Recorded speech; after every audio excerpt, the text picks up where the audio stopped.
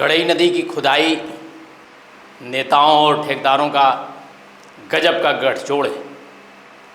पहले पुलिस वालों की मनमानी पर बहुत पहले कहावत कही जाती थी कि सैयां भय कोतवाल तब डर काहे का। मौजूदा दौर के हालात में कहावत में थोड़ा परिवर्तन हो गया है, या कहावत बदल कर हो गई है कि अब घर में नेता तो डर काहे बात का। जहाँ पहले राजनीति में वह लोग आते थे जिनके मन में जनसेवा का भाव होता था, सुख दुख में वह लोग शामिल होते थे, कोई भी बिना किसी ताम झाम के उनसे मिल लेता था। अब इस तरह के मनोभाव रखने वालों का राजनीति में दखल काफ़ी कम होता जा रहा है।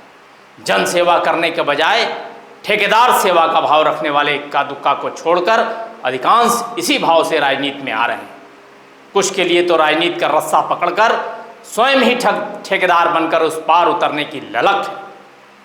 कुछ इसी तरह का भाव रखने वाले लोगों का संगम चंदौली का शोक कही जाने वाले इस गड़ई नदी की खुदाई और पुल के उच्चीकरण करने वालों के बीच हुआ है। एक तरफ आधे अधूरे ढंग से खुदाई भी हो रही है, वहीं दूसरी तरफ जिस नदी की खुदाई हुई मिट्टी से उसका बैंक तटवर्ती क्षेत्र ठीक किया जाना चाहिए, जिससे किसानों को अपने खेत में ट्रैक्टर, हार्वेस्टर आदि ले जाने में सुविधा हो सके। यह कार्य न करके उस मिट्टी का दुरुपयोग सड़क के उच्चीकरण में किया जा रहा है।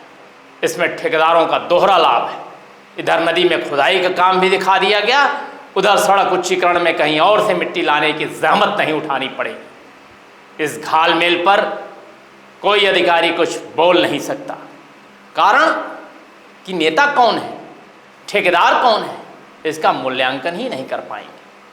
अगर मूल्यांकन में थोड़ी दिलचस्पी दिखाए भी तो पहले तो सफ़ेद पोश उन्हें अर्दब में लेने का प्रयास करेंगे, अन्यथा उन्हें इस कदर प्रभावित कर लिया जाएगा जिससे वह इस आग उगलती गर्मी में अपने एसी रूम को छोड़कर बाहर निकलना उचित नहीं समझेंगे।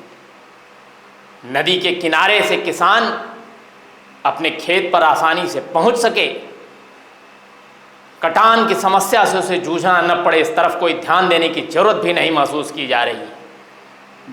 आने वाले दिनों में इसका परिणाम होगा कि नदी के विकराल रूप लेने पर हर साल जो उनके बाप दादा के ज़माने से संचित जमीन नदी के कटान की भेंट चढ़ती जा रही है, वह बरकरार रहेगी, वह चढ़ती चली जाएगी। इस खबर पर आपके क्या विचार हैं, कृपया कमेंट कर बताने की कृपा करें।